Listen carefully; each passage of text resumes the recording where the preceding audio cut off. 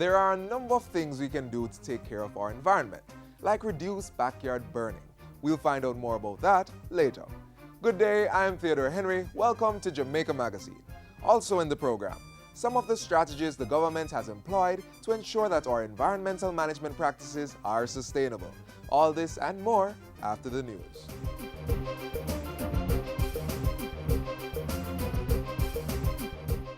Parliament will kick off the sectoral debate this Tuesday, April 7. Practical, pinpointed. There will be a strict limit on time, so it is 45 minutes. Tune in to hear different plans and suggestions for the 2015-2016 fiscal year. The following persons will give their presentations to Parliament on Tuesday, April 7 and Wednesday, April 8.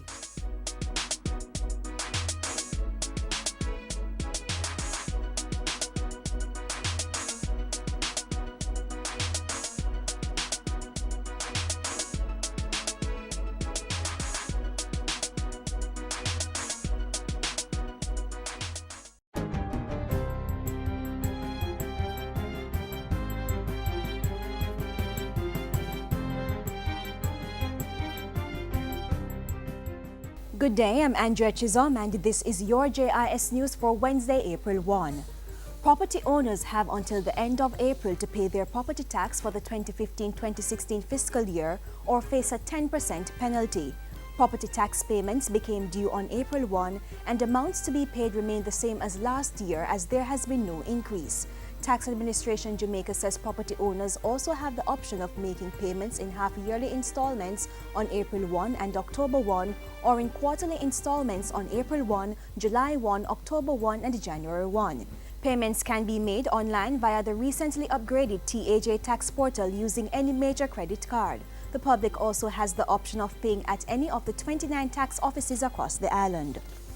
Commuters who travel on the main road between Soursop Turn and Chapelton in Clarendon are to benefit from improvements to that corridor. $1.2 billion in rehabilitation works is being undertaken by the Ministry of Transport, Works and Housing through the National Works Agency. Joint financing is being provided by the Government of Jamaica and the OPEC Fund for International Development. It will benefit communities such as Cocoa Peace, Four Paths, New Longsville and New Road in addition to Soursop Turn and Chapelton. Transport and Works State Minister Richard Azan toured aspects of the 18-month project recently and confirmed that the work was on track for completion in March 2016. Meanwhile, trouble spots along some roadways, including the Bracker Road and Falmouth to Rock Main Road, are to get emergency attention as the authorities move to improve road safety measures. The decision was made following a meeting with stakeholders. The authorities will be carrying out microsurfacing to prevent skidding on the roads, repairing guardrails that were damaged in road crashes, and installing signs on hotspots across the island. There's some suggestion that we are taking on board too, is that we have a countdown of that you can see the speed that you are traveling on. So we are in negotiation with some to get some sponsorship. Road Maintenance Fund is on board to help us, and TF. Permanent Secretary in the Transport and Works Ministry, Audrey Sewell, adds that the National Works Agency has been mandated to step up activities to claim on the insurance of drivers whose vehicles damage public infrastructure. No more will they be allowed to get away with it. It has really put a significant strain on the ministry when right now, in terms of the replacement of the guardrails, it's a cost that we did not budget for. The National Irrigation Commission NIC is undergoing a 3-year strategic transformation aimed at increasing the island's productivity level through irrigated agriculture. NIC CEO Dr. Mark Richards says the commission is on a mission to increase the delivery of irrigation water, improve service delivery, increase revenue from sales and build capacity. We intend to be irrigating about 40,000 hectares and we want to increase our customer base by about 33%. Another main trunk of the transformation is, as I said before, the energy usage. And we want to have a significant mix in renewables. Dr. Richards was speaking at a recent JIS think tank. And finally, over 500 young people in state care ages 16 to 18 years old recently benefited from the Child Development Agency's inaugural National Exiting Care Expo. It was organized as a way to prepare youngsters for life after state care and was held under the theme Stepping Stones for Success. Young people from across the CDA's 4 regions were engaged in a number of workshop sessions looking at issues such as living arrangements, education, employment, financial management, health and lifestyle, and career development. Youth Minister Lisa Hanna encouraged the teens to make the most of the opportunity. We want you to get careers. We want you to know that being a part of the CDA and the CDA system is not a blight or a stain on who you are. It's actually a step to progress. It is a step in the right direction. And that's it for JIS News today. I'm Andrea Chisholm. Thank you for watching.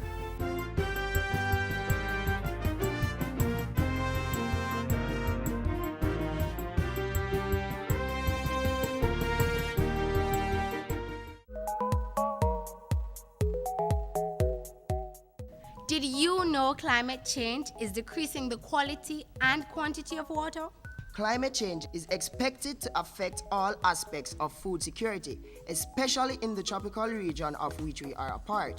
Climate change-related hazards such as prolonged droughts, more severe storms, and the overall irregularity of rainfall.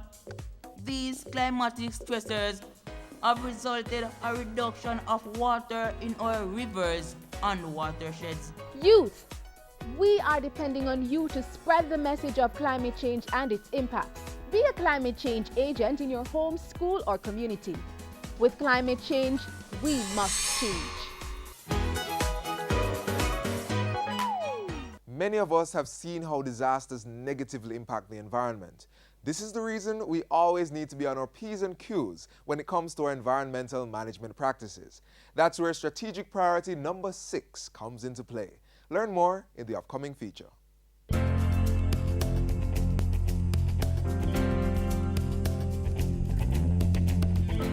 We're all aware that environmental and climate change resilience is a strategic priority of government. If we do not protect our natural environment while boosting our capacity and tailoring our lifestyle to deal with changes in the environment, our plans for economic prosperity will be limited to just that, a plan.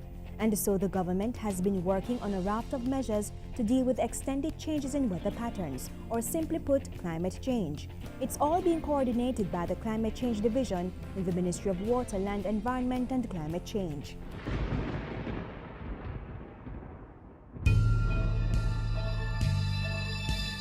In June 2014, government received and installed 2 automatic weather stations to enhance climate data collection by the Meteorological Services of Jamaica. The acquisition supports the strategy to achieve climate change resilience and comes courtesy of government's participation in the Caribbean Community Climate Change Center 5Cs project. Funded by the European Union, the project coordinates the region's management and adaptation to climate change. The automatic weather stations have since been installed in Manchester, one in New Forest and the other at the Sugar Industry Research Institute.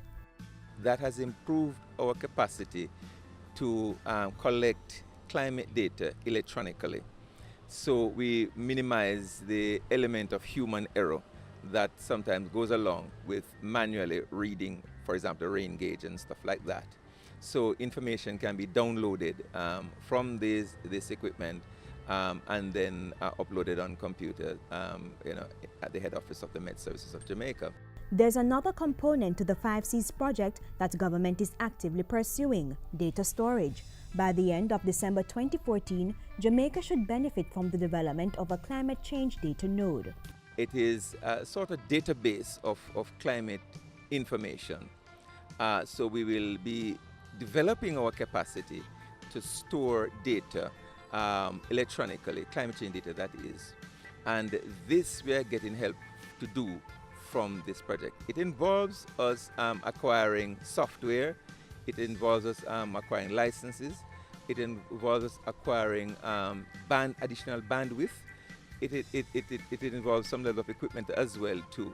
Through this upcoming database for climate change, government will be able to store and analyze information to guide policies and programs. Think about it.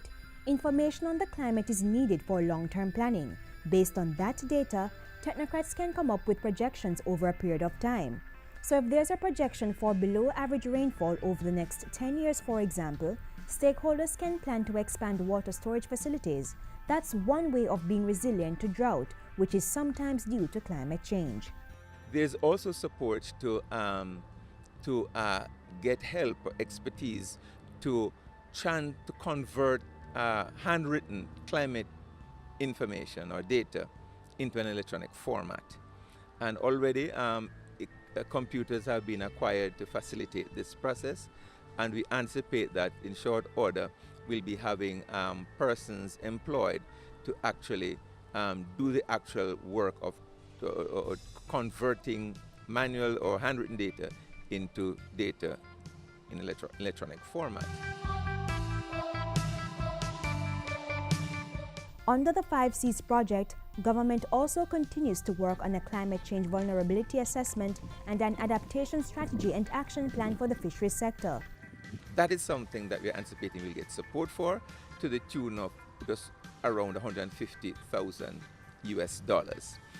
There are some challenges at the moment in terms of the implementation time, but we are anticipating that with approval forthcoming for extension of the project, the 5Cs will be able to assist us in acquiring the technical expertise to carry out the development of the strategy and action plan, as well as the vulnerability assessment.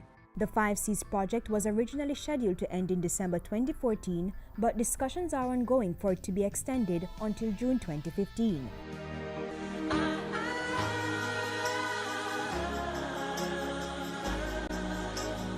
As government acts on strategic priority number 6, the administration is looking to extend a pilot program for climate change resilience. Discussions are ongoing with the Climate Investment Fund. We have already gotten funding as a country for phase 1, just over $500,000 US for phase 1, and that helped us to prepare a number of documents. For example, the State of the Climate report for 2012. That was financed from that project.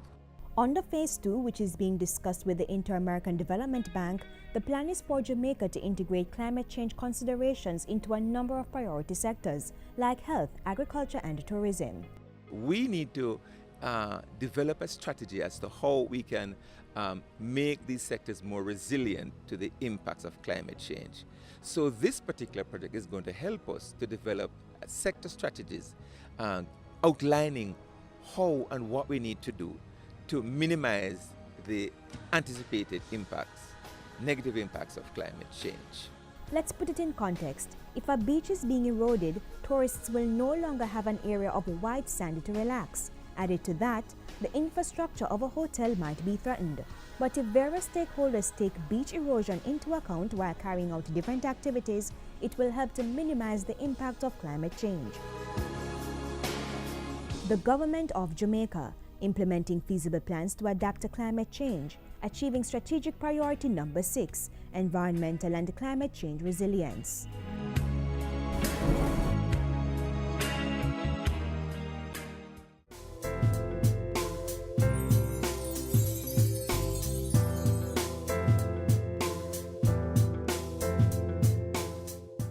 For many years, bamboo has been publicized as one of the most environmentally friendly plants in the world. It is fast-growing, renewable, and has many uses. In the next feature, we learn all about the plans the government has for this versatile plant. All these items you're viewing were made from bamboo. Yes, that tall plant with its hardy stalk can be crushed, burned, and stripped into all forms of products, even food. You have about 1,500 products that can be made from the bamboo.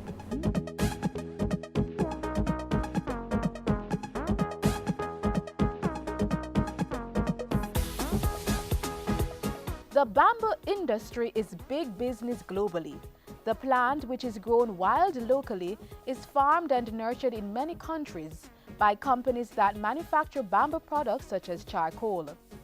Wide-scale planting of bamboo is also said to help mitigate the effects of climate change. It is one of the best plants that what we call sequesters carbon, in other words, traps carbon from the atmosphere. And by trapping the carbon pollutant in the atmosphere, it in fact creates a better atmosphere and more healthier air for you to breathe and also decreases the temperature of the atmosphere. With the potential for environmental improvement, coupled with the prospects for earning foreign exchange, for years Jamaica has tried to tap into this U.S. multi-million-dollar industry. At last, with the right training and lots of passion, Jamaica is poised to gain some $24 million annually. The identified demand in the USA for Jamaican organic bamboo charcoal is now at 12 million pounds per annum. And I understand also there's some demand in Canada as well for this. Jamaica's bamboo industry is on the cusp of greatness. 2 years after becoming a full-fledged member of the elite international network for bamboo and rattan in BAR, the country was named chair of the over 40-member organization in 2014. The International Network for Bamboo and Rattan, for short, INBAR, is a government-to-government organization that one joins when you have bamboo in commercial quantities that can be in quantities that can be commercialized. We have got access to many of the resources that these 37 other countries have. They have technology documents for many different types of bamboo products. For example, the plywood. We have transfer documents from INBAR, and we got access to Indian standards and Chinese standards from the group. The Bureau of Standards, an international certified bamboo agency, has intensified its training in the area of bamboo production over the past 3 years. So much so that Jamaica is now exporting bamboo charcoal and manufacturing several value-added products, such as bamboo ketchup. The country is also to embark on the use of marginalized and mined-out lands for the production of bamboo plantations. Plus, Jamaica's first organic bamboo charcoal factory was recently opened in St. Mary. First of all, if you do not process the bamboo properly, you know that the insect, it's a kind of chichi, will eat that board. When you make it, it will go to dust. So we have to show them how to process the bamboo, to preserve the bamboo. In terms of making the board, you have to actually split the bamboo. They are familiar with using their machete to split. We taught them another way to get that split done more quickly. On a mission to develop a full-fledged standards-led, market-driven bamboo industry here in Jamaica.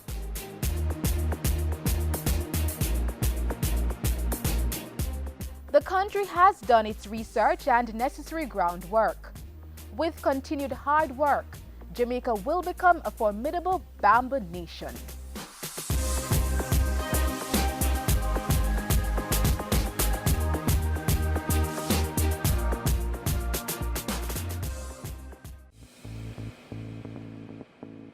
A healthy and educated people living in a clean, natural environment, reducing crime, improving the justice system and governance, building a prosperous economy. It's not just a vision, it's reality. Learn about the plan. Join the vision. My country, Jamaica, has a rich heritage and is very unique. If we all pull together, we can make it the place of choice to live, work, raise family, and to do business. For more information on Vision 2030, call the Planning Institute of Jamaica or visit vision2030.gov.jm, your parish library, school library, or the Jamaica Information Service.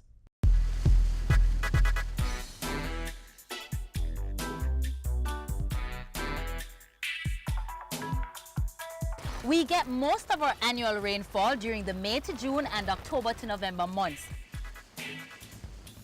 Periods when water is in abundance.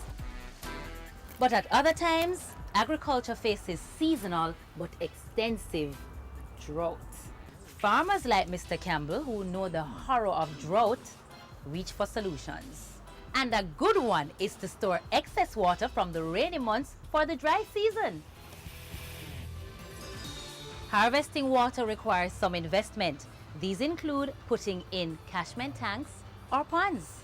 In this model, rainwater collected from the roof of this greenhouse using a gutter is emptied into the pond, then pumped into an elevated tank, from where gravity feeds it to the plants in the greenhouse.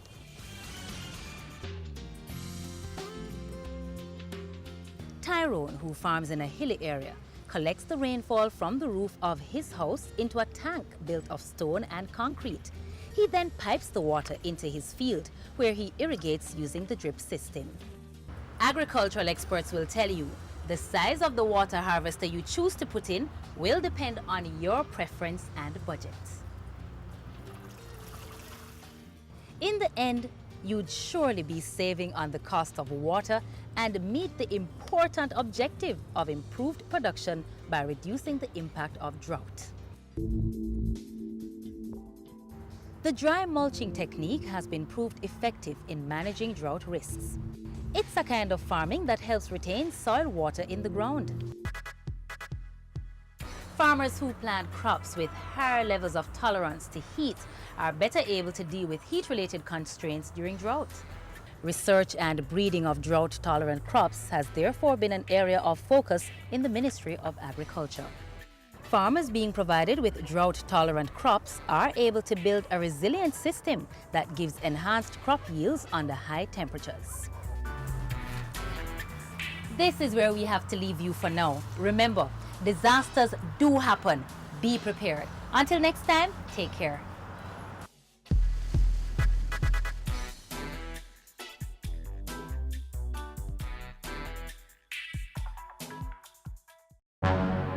Stop. Think before you burn. The dry season is on, so there's little to no rainfall and wind speeds increase around this time too. What if the fire you light gets out of control? Where would you get the water to out the flame? Why not try bagging up waste and putting it outside for collection? If you absolutely must burn, construct a fire break by clearing an area around the site to be burnt. Use water to wet the perimeter of the brush being burnt. Burn in small piles and be sure to burn one pile at a time. If no water is available, ensure you have some dirt to douse the fire. Remember, take stock of yourself and think before you burn.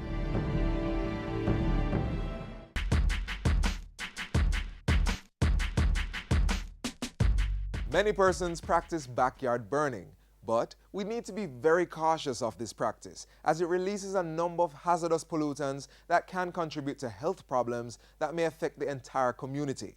So how can you reduce your need to burn? Start by purchasing items with less packaging. If possible, reuse waste such as old paper printed on one side and identify items that can be salvaged or given to someone else. Recycle trash such as glass, plastics, cans, cardboard, and paper. Find alternative ways to dispose of yard waste. Instead of burning food scraps, leaves, and other yard waste, develop a compost pile that can turn yard waste into mulch. If you have to burn, never leave the fire unattended. Always make sure it is extinguished. Do not build a fire on windy days, and keep your fire small enough so that you can control it.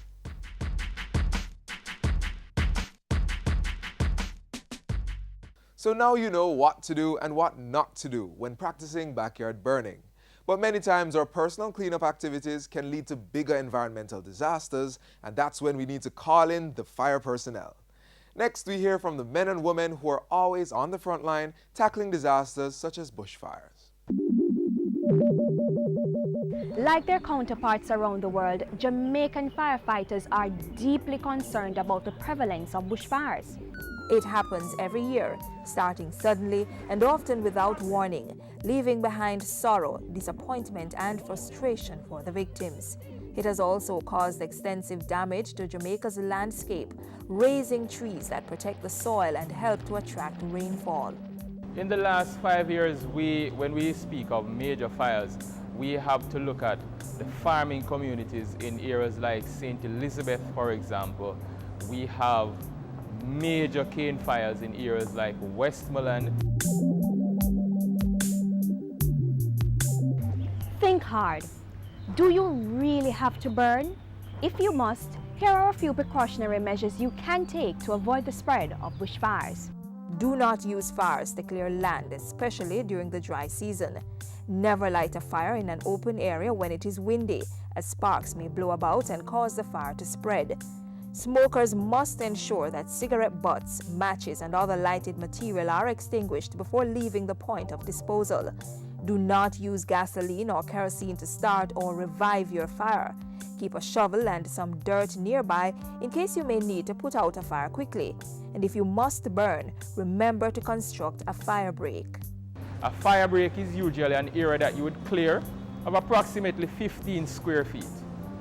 You clear that area of everything that can actually contribute to the spread of the fire. Then you wet that entire area. And then from that, you will have the fire being lit inside that protected zone.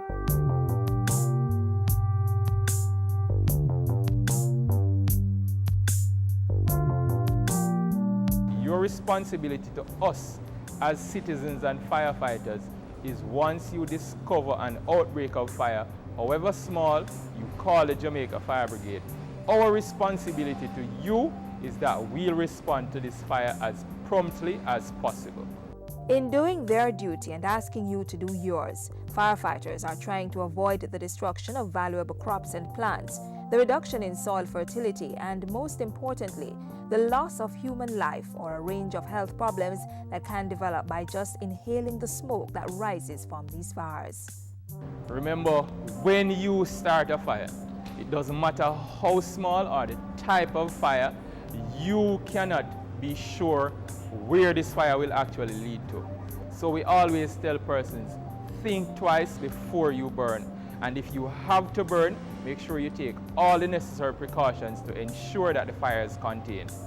If you want to know more about preventing or reporting a fire, speak with someone at the Fire Prevention Unit of the Jamaica Fire Brigade. They're at 8 to 10 Ocean Boulevard in Kingston. The telephone number is 922-2523. Remember, to preserve the beauty of our country for this and future generations should be everybody's business. Don't light fires carelessly.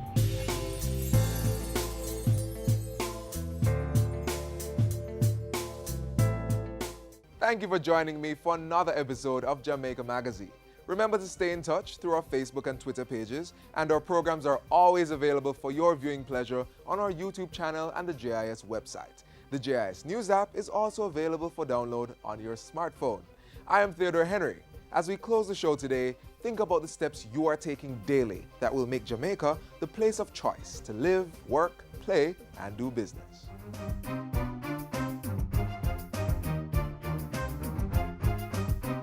This has been a production of the Jamaica Information Service, the voice of Jamaica.